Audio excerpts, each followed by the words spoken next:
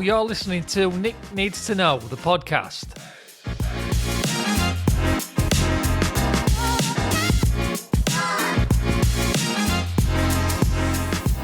Join me as I have open, honest and relatable conversations around careers, mindsets and life in general, and what that looks like for each one of our different guests.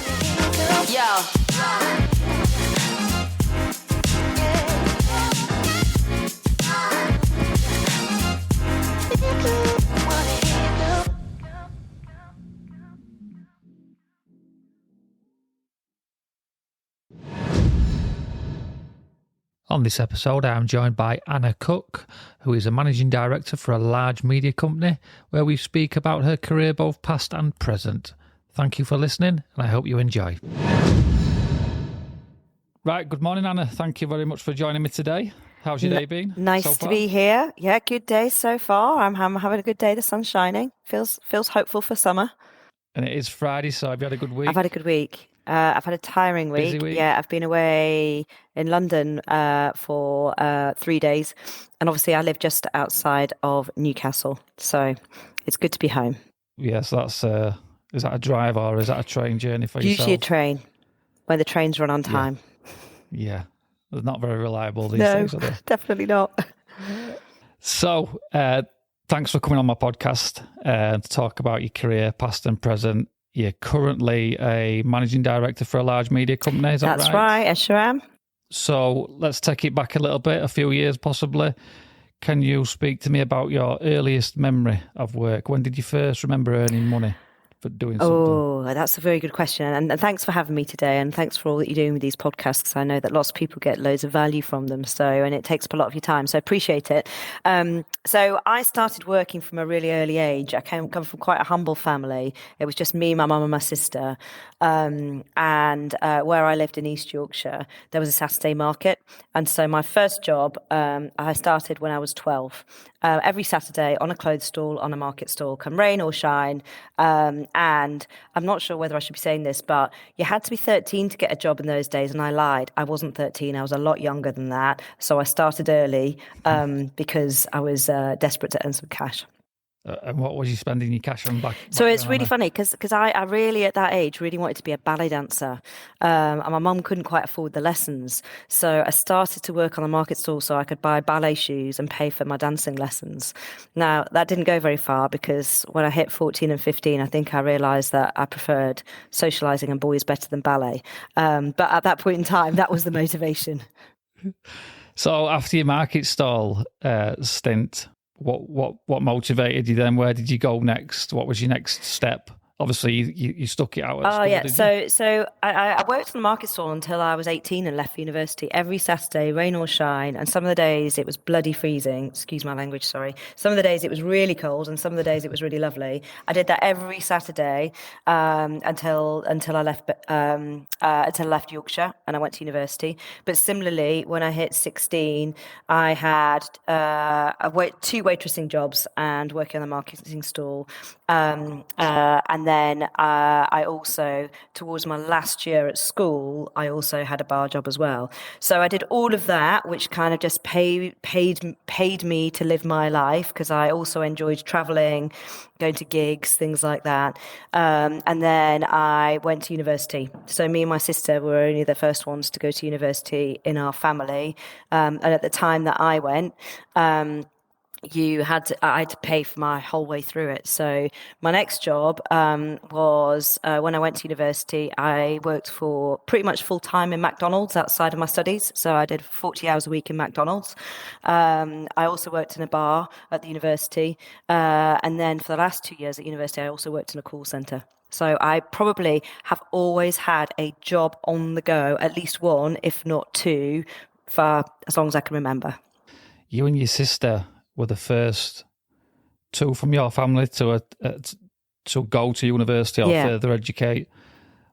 What motivated you to do that? Because a lot of people tend to fall into a trap of, I want to do what my parents did, I want to do what my dad did, I want to be what my mum is. What motivated you and your sister to be different? So my mum my granddad was a miner. My grandma worked in a service in a house. And my mum, unfortunately, when she was in her 20s, got rheumatoid arthritis. Now, rheumatoid arthritis is the crippling kind that when you have an attack, that you're fully disabled. My mum couldn't get out of bed. She couldn't, come downstairs. Me and my sister, did the housework and cooked dinner from when we were 8. So we've always been sort of hardworking. But my mom, despite her lot in life, always, I think she said, she wanted to live the life that she couldn't lead through her children.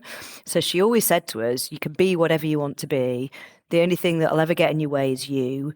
And if you want to get on in the world, further education, which is something that she was never privileged enough to get, is going to stand you in good stead. So I don't know where that came from my mom, but she always said, work hard, get good grades, because you're going to come up against people in life that are probably more privileged from you. You've had different experiences.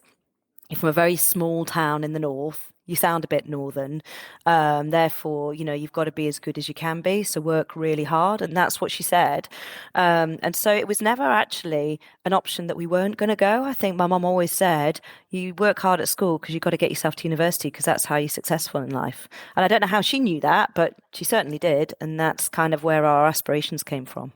And studying at university, what was your forward thinking at that time? Did you have any aspirations for a set career, or were it just a kind of wait and see? Well, do you know, I think I went, apart from the fact that my mom said I should go to university, one of the reasons I went to university was to get out of my small village in Yorkshire. I felt like there was a bigger world out there, and I was going to the University of Life, is the way that I saw it. So I'd broken free. I had some freedom. I always wanted to be somewhere else doing something else. And again, I worked just as much in jobs, earning cash, and having a brilliant lifestyle as I did at my studies. So I did English language and literature university. And the reason that I picked that is I love to read books, right? I really love to read books. And I used to love writing stories when I was a kid. I was a really shy kid. And so I used to lose myself in books and in the library. And so I thought I'd go and study English at university. Well, I didn't. And I chose the university and not the course because nobody gave me any advice. So I was like, right, I'm going to go to Newcastle University. It sounds like a great place to be. I didn't actually really enjoy my course that much because I hadn't done enough research about it. And I didn't know where it was going to take me. So I never, ever had an aspiration to kind of be an accountant or a lawyer or any of those things. My life ambition came from the movie, and I'm showing my age here, Working Girl. So if you've ever seen the film, it's Melanie Griffith, Sigourney Weaver. She is a working class girl done good. And at the end of the film, she becomes the boss, and she's got shoulder pads because it's an 80s film. She's got shoulder pads, she's got a briefcase, and she's got a corner office. And I always said, gosh, that's where I want to be. I want to be like her. I want a corner office and a briefcase. At the time, I never knew how I was going to get there. I didn't know anybody in business. But I thought that's where I'm going to set my sights. So after university, and bearing in mind, I'd done loads of jobs while I was at university. And then during the summer, I used to travel. So I've traveled all the way around the world because I love to travel. I love to meet new people. And at the end of it, when I left university, I organised the Freshers' Week at Newcastle University for 6 months. I then worked in a call centre again until I went travelling for a year and a half. I worked in Sydney for 6 months in a recruitment firm, started as a PA, and then I worked up to just being a recruitment assistant. And then when I came back to the UK, I thought I wanted to work in events. And so I applied at the time in the back of the Guardian newspaper for a job as an events assistant in London for a publishing company called EMAP. I wrote a letter. They wrote back. They invited me down for an interview. I'd been home for 3 weeks by that point, and then I went to work in London in events and publishing. And the only reason I did that is because I knew I had events experience. I liked the events industry, and I really wanted to work for a publisher because I thought it's books. I love books. Yeah. What I didn't realise is I wasn't actually working for a publisher. I was working for trade magazines. So the trade magazines that I worked on were really exciting. Things called European Plastics News, Rail Magazine, Materials Recycling Weekly, Draper's Record, which was quite fun because that was all about the fashion industry. Retail Week was quite fun because that was all about sort of supermarkets and the retail industry. But I worked with loads of different people and traveled a lot because I was in the Middle East, I was in Europe, I was in the UK. And that was me in my early 20s living in London. So what was, I'm guessing the EMAP job was your first real sort of interview? Yeah, it was. I mean, how did that go? How did you feel? What was your mindset going down to that job? I know you probably had age on your side at the time, and when we're younger, we don't really fear sort of things like that, do we? But can you remember that first initial interview, and what was it like? Yeah, I can. I remember being terrified. So one, I'd only ever been to London once before. Now, luckily, my sister, she's 18 months older than me.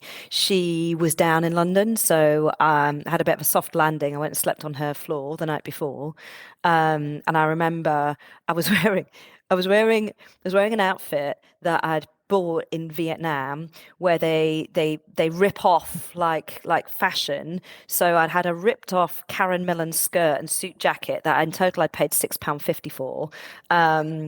So I was really like in the cheap seats here, and I thought, oh God, I mean, they're all going to be like really posh and really well dressed.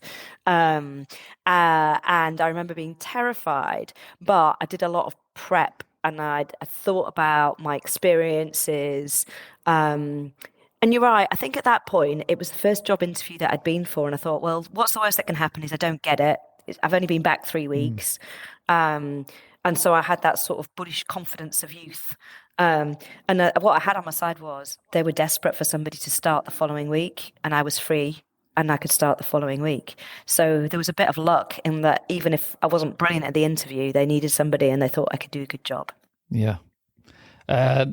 How long did you spend at the EMAP then? Did that lead on to bigger and better things within that company, or did you want to spread your wings and go a bit higher? So I loved EMAP because it was a EMAP events unit. It was in a growth environment, so it was growing really quickly. I started on day one just being an events assistant. Within 2 months, I was an events organizer. And then within 5 months, they said, we want you to run the team. And I became an events manager. And so I was running suddenly within 5 months, I think at the age of 21, I was suddenly looking after 4 or 5 other people. They then said, well, you know, you look like you're pretty good with numbers. Will you run the sort of the P&Ls, so the accounts for each of the events that you're doing? And because it was just a small team, you got to take on loads of responsibility. So I was there for 3.5 years, and I really, I left being part of the leadership team because it was just a small team. I was still in my 20s. I left running a team of 15 people. I traveled the world, but to be fair, I was burnt out. So I really worked hard, and I'd be the first one in, the last one in the office because my mom said, work hard. I was surrounded by people who had very different backgrounds from me. And so I always put extra in to show that I was worthy of the job. And after 3.5 years, I just felt like I was probably a bit burnt out. And at the same time, my flatmate, who I lived with, I went to university with him. He was moving back up to Newcastle. I had a friend who was a recruitment consultant in Newcastle and said, I need an events manager to work for this company called Sage in Newcastle. I don't know any events managers. You're the only person I know. Would you come and do it? And I was like, I'm not moving back to Newcastle. I live in London. I love London. And he said, 6 months and then you can go back to London. And I said, oh, all right then, I will. And I came to Newcastle to do this job for 6 months. And then I never left. And I was at Sage for 5.5 years, and I started doing events. I quickly had to work with the chief exec on quite a lot of things. He needed somebody to write stuff for him, like internal communications. And so suddenly I became internal communications. They then need somebody to set up their CSR, so their charity strategy. And I was like, oh, I can do that. Let me do that. And by the time that I left, I was actually head of HR. I was a head of HR that looked after the payroll systems, the reward systems, the leadership development, internal communications, events, and CSR, because it was a small company again that was in growth, and they just needed good people to do good work. And what I always say is that if I see there's an opportunity, I'll always put my hand up and say, choose me, I'd love to do that. And then I find ways to make it work, even if I've not got the skills and experience. I ask enough questions. I feel like I can learn quickly. And if something's not working, I'm also really Yorkshire and really honest to say, I think I've taken on a bit too much, or I'm not very good at that, but I think that person over there is. Should we give them a chance? And so that was me. I was at Sage for 5.5 years. 5.5 years. Do you find that saying yes to everything contributed to maybe a burnout? Definitely. That definitely did. I was not mature enough in my 20s to know what I could take on and what I couldn't take on. But more than that, I felt the burden of everything that I'd said yes to, and that I had to do it all myself. I think the older that you get, the wiser that you get, you realize that there are lots of other people who would like an opportunity, and that you can help coach them to do it and give them an opportunity while freeing yourself up too. And that makes you feel good and it makes them feel good too. So I think I learned from that sort of period of being burnt out that you don't have to do everything yourself, and that there's lots of other people that would love to have a shot, have a chance, do things that maybe you don't enjoy or that you're not good at. Yeah, absolutely. So your period at Sage comes to an end. Did that come to an end due to opportunities that you'd foreseen in the future, or was it? Well, no, I was getting to a point where, so I did this really broad role and I loved what I did, but I worked in a HR department, and my next step was to be a HR director. I didn't really want to be a HR director, I'll be honest. I was like, it's too big a leap from where I am now to go and do that. I'd need to go and specialize in HR, and I've got a good grounding in HR, but it wasn't where I wanted to be. And I felt a bit stuck. And sometimes you feel like there's just a natural point in time where you don't feel like you can do anymore. And maybe it's time to go and do something else. It just came to a natural end. And well, I was thinking it was coming to a natural end. And then a headhunter came and said, oh, we've got this job at Sky. We don't really know people who do what you do in the Northeast. It's based up in Dunfermline. Actually, they said it's based up in Edinburgh. And I went, oh, Edinburgh's not that far up the road. Quite like Edinburgh. My best friend lives in Edinburgh. That might be a nice place to go. Do you want to come and have a conversation? And it was at the time when the leadership team was changing. They needed somebody to come and do a blend of things, like a culture change, internal communications. And what I really, really liked was when I met the people at this new company. They just felt like people that I'd really enjoy working with. And so that came along at a time when I felt like I needed something more from Sage. I came to the media company, and that's where I've been ever since. And I have now been here for nearly 14 years. How's your path since starting with the media company? Has it been fairly linear, No. would you say? You know, you read these books about having wiggly careers.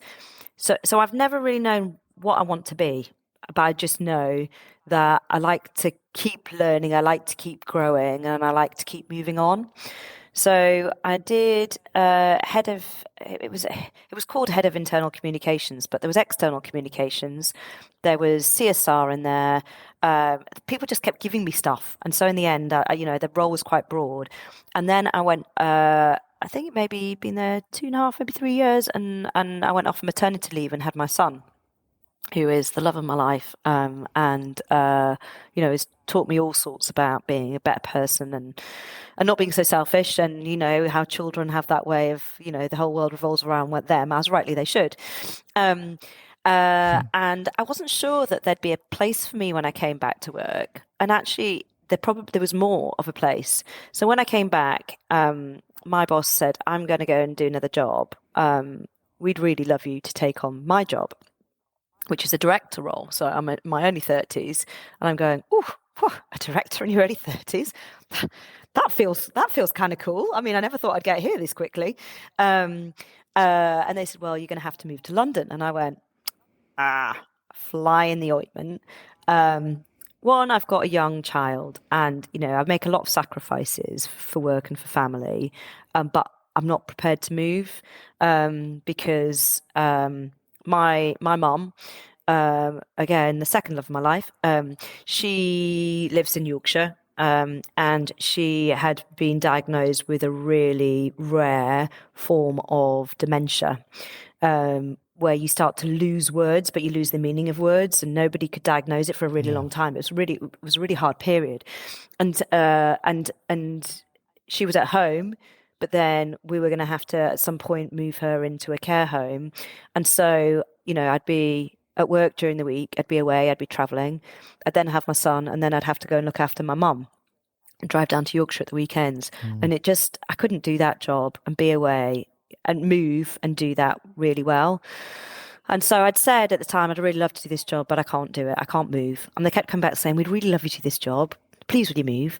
And I kind of said, no, I'm not going to move. And in the end, I thought, do you know what? I really want to do this job. What are the other options? What are the ways of doing it? And so I sat down and I said, listen, I'd really like to do it, but I'd like to do it my way. And I'd like to stay in Newcastle, but what I will give you is I'll give you 3 days a week of travel. And then I said, but if it doesn't work after 3 months, then you have got permission for us to mutually part ways. You can sack me, and I'd be really cool about that. Let me try it. So I used to get up at 4:15 on a Monday, fly down to London, be in London and lead the internal communications team and some of the global teams, because there was also a time where we joined with some international businesses, and I used to then fly back on a Wednesday afternoon. So I was away from my 1-year-old son for 2 days every week, and I travelled getting up at 4:15 on a Monday and back late at night on a Wednesday, for probably 4.5 years. And what was that like when you was asked at the time, obviously, to move down to London? I think listening to what you've been saying, past Anna would have said yes straight away. Obviously, had valid reasons with your son and the issues that your mum was facing at the time. But can you remember having to process that and take a step back and think, hang on, I can't say yes, but was it hard for you to say no? Actually, it wasn't that hard, because I think by that point in time, I really knew that it wasn't right to move my family. So one, my other half didn't want to move to London. Like, full stop. He's like, no, we're not moving. And two, I knew that my son was going to grow up without grandparents because my mum didn't have long left. And therefore, my other half's parents lived up here, and he could be close to grandparents and have that relationship. I also have what I call my urban family up here, which is a whole bunch of people that I went to university with that stayed up here, who are my best friends, that surrogate aunties and uncles to my son.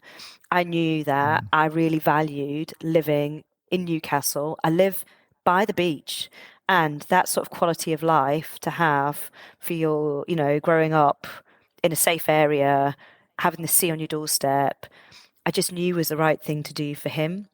And my family comes first. And so it wasn't a hard thing to say no, because I knew that I had too much going on in my life, and that there's a time when you prioritize what you need from your family rather than work. And up until that point, actually, I'd prioritized work. It just needed to change. So it wasn't hard. I was a bit like, oh God, I'd love to do that job. This is my dream job. I'd love to do it. But the words of my mum used to ring in my ear, which was, where there's a will, there's a way. And I thought, well, if they want me to do it, why don't you try and do it on your terms and see what you can make happen and see if you can make a change? Because I also work part-time. I was doing an internal communications job where you're always on, because you never know what's going to happen. Like whether it's a football rights or something else happen, you've got to be there 24/7. And I didn't work Fridays. But I took it as an opportunity to create a really strong deputy who could fill in for me and go to meetings with senior people when I wasn't there. I took it as a real opportunity to kind of make sure that I worked really hard, long hours, Monday to Wednesday, and then I could spend, a different amount of time at home with my family from the end of the week. But no, the decision wasn't hard, but I knew that I had to find a solution that would work for me. And you touched on there about managing work and family time. What does the day-to-day life look like, Havana? Well, it depends. It depends, because I still do a lot of travel because my job is national. So I've got centres all across the UK, in India, Bulgaria, which I travel to Northern Ireland. Obviously, the engineers are national, and I like to try and spend some time getting out and about with people. So my day normally looks like on a Monday, I'm normally up early still. And I usually get on a train and go down to either London or up to Scotland or somewhere else.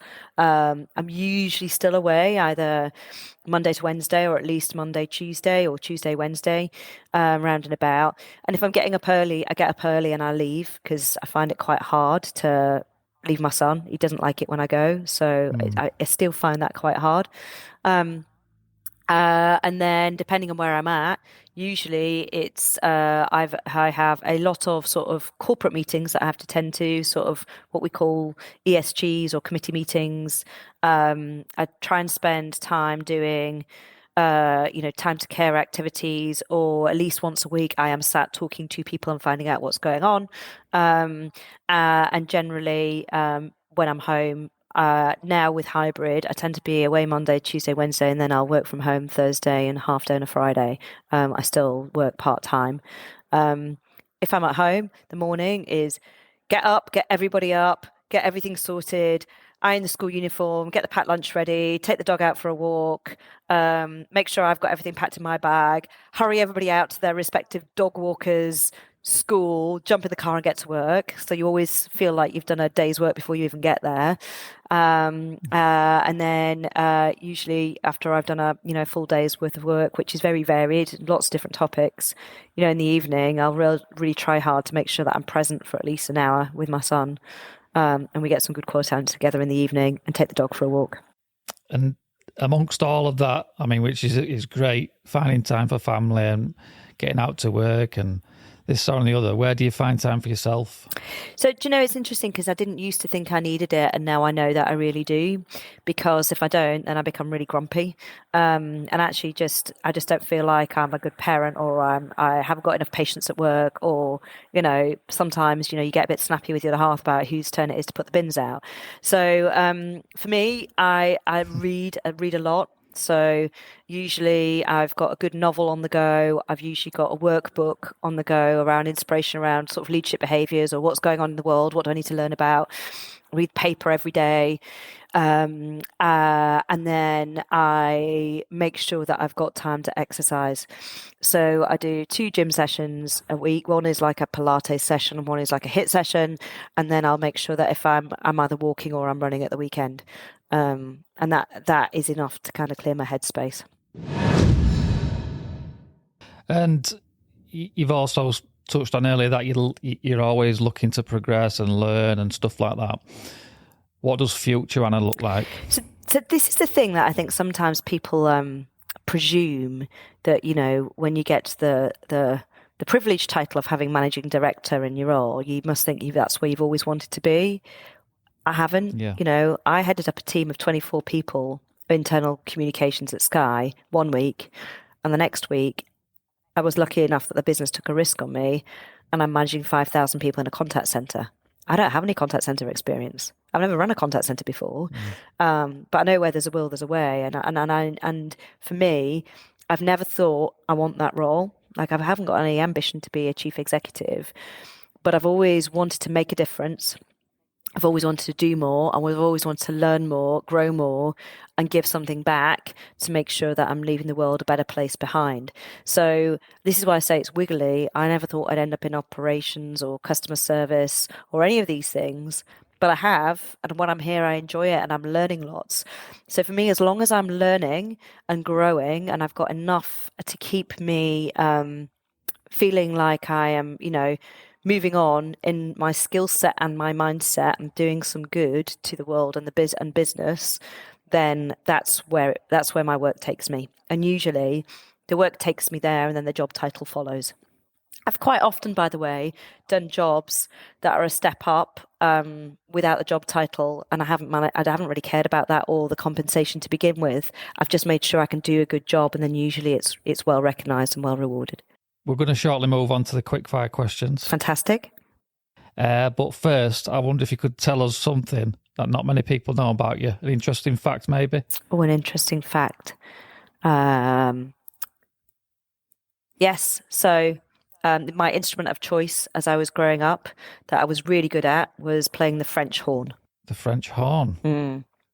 And have you ever gone back to that in a later date? No, but my son. You've still got it? No, I definitely haven't. But my son, and bearing in mind, right, I'm quite small. I'm very small and I'm quite petite. Carrying a French horn a mile and a half to school every day was not like my like happy place. But my son's playing the saxophone because I inspired him about my French horn experiences at school, and now he's really enjoying playing the sax. Oh, good. So we're going to move on to quick fire questions.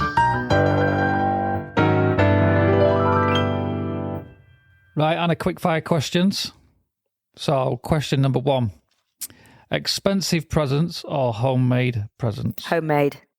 Homemade. Why? Homemade. I'd much prefer, and this is it, when Lewis asks me what I want for my birthday, I say I want a homemade card. I want something that somebody's put some heart and love into and some thought. It's really easy to go to a shop and buy an expensive necklace. It's harder for somebody to really think about or make you a jam or do something that they've really spent some time and effort on. Well, now you've said it, everyone's going to be making you jam for Christmas. Great, love jam. I prefer expensive, unless my partner can make a 67-inch TV with a pair of hands. So, question 2. On a scale of 1 to 10, how messy is your house right now? 6.5. Okay. The reason being is half of it's being cleaned as we speak by somebody that comes in and helps. And because I'm away for 3 days a week, I need somebody to do that for me. And then the rest is, I've got an 11-year-old. He leaves his socks, his shoes, everything, everywhere. Yeah. Question 3. Do you watch shows 1 episode at a time or binge the whole season? I prefer to binge. I'm watching The Night Agent at the minute, and last night I couldn't put it down, and I watched 3 episodes back to back and got to bed very late. Yeah, I'm a binge watcher. I prefer to leave it for 4. If there were 4 episodes on every week, I'd wait 4 weeks and watch them all in one Me too. I did that with Game of Thrones, honestly, for like 2 months. Never seen it. Oh, we watched, me and my other half just binged on it. Yeah, it's too dragging for me. I don't like make believe stuff. Question 4. What makes you angry? Ooh. Lack of fairness. Like, it really makes me angry. If somebody's done something that I think is really unfair, or they've not thought about somebody else when they've done it, like being inconsiderate, that makes me actually really angry. Okay. And finally, question 5. What was your last Google search? Oh, I should know this. Best places to get a bagel in New York. Okay, so you're planning to go to New York, or you've been? No, I'm planning to go. Lewis got my son. He was allowed to choose a holiday destination this year because of COVID. You know, we haven't been out and about, and he said the place that he would like to go to most this year is New York. And when I said, "Well, what food do you want to eat there?" he said, "Bagels. I love bagels, Mummy." Yeah, I think New York's the birthplace of bagels, so I don't think you'd be hard struck to find a decent one. I'm hoping not, but I mean, we're going to have a list of 10 places to go to eat a good bagel, I'm sure. Do you find that you've got to plan your trips then? Yeah, I do, but not. I would say going to New York, I'd be quite happily to not search where to get a bagel. I think I'd probably just every corner you hit, you're going to find one. No, I live with people in my house who really like to plan things. It makes them happy to plan things and get excited about it. So this is planning way off, right? We're just planning. But yeah, I do plan my holidays in. I find with the travel that I do, I get really tired. So having a holiday every so often and having something to look forward to keeps me happy too. Yeah.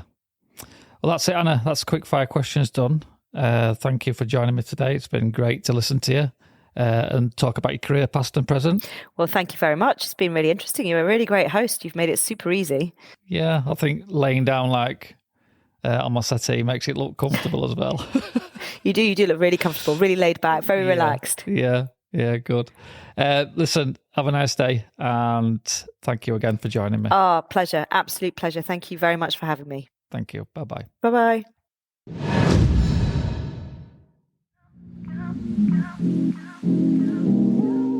Thank you for listening. Don't forget to hit that follow button and join me next time for more chats on Nick Needs to Know.